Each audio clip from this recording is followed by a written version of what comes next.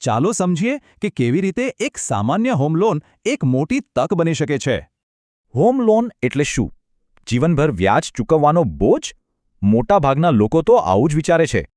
પણ જો સ્માર્ટ પ્લાનિંગથી આ વ્યાજ લગભગ ઝીરો થઈ જાય તો? ચાલો રવિની કહાની જોઈએ.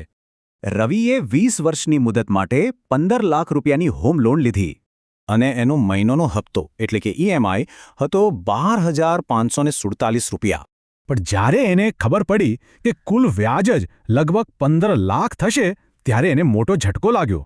મતલબ કે જેટલા લીધા હતા એનાથી બમણા પૈસા પાછા ચૂકવવાના હતા. બસ આ જ ટેન્શનમાં એને લાભ ફિનાન્શિયલ સર્વિસીસના ધર્મેશભાઈ મળ્યા અને એક રસ્તો બતાવ્યો. સલાહ સાવ સિમ્પલ હતી. તમારા ઈએમઆઈની સાથે સાથે એક એસઆઈપી શરૂ કરો. હવે આ એસઆઈપી છે શું? બસ દર મહિને એક ફિક્સ રકમ મ્યુચ્યુઅલ ફંડમાં રોકવાની શિસ્તબદ્ધ રીત. રવિએ પ્લાન પ્રમાણે કામ કર્યું. પોતાનો ઈએમઆઈ તો ભરતો જ રહ્યો અને સાથે એક નાની એસઆઈપી પણ ચાલુ કરી. તેણે દર મહિને માત્ર 2,500 રૂપિયાની એસઆઈપી શરૂ કરી.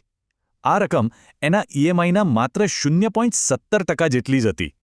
આમ 20 વર્ષમાં રવિએ પોતાના ખિસ્સામાંથી કુલ 6 લાખ રૂપિયાનું રોકાણ કર્યું. પણ આ શિસ્તબદ્ધ રોકાણનું પરિણામ શું આવ્યું? ચાલો જોઈએ. તેના 6 લાખના રોકાણની વેલ્યુ 20 વર્ષ પછી લગભગ 38 લાખ રૂપિયા થઈ ગઈ. તો હવે ફાઇનલ ગણિત જોઈએ. લોનના વ્યાજ સામે આ રકમ કેટલી હતી? જુઓ, રવિએ લોન પર 15 લાખનું વ્યાજ ચૂકવ્યું, પણ એની સામે એસઆઈપીમાંથી 31 લાખનો નફો કમાયો. એટલે કે વ્યાજનો પૂરો ખર્ચ કાઢી નાખ્યા પછી પણ એને 16 લાખ રૂપિયાનો ચોખ્ખો ફાયદો થયો. તો આનો અર્થ શું થયો? રવિએ માત્ર ઘર નથી બનાવ્યું, પણ સાથે સાથે મોટી સંપત્તિ પણ બનાવી.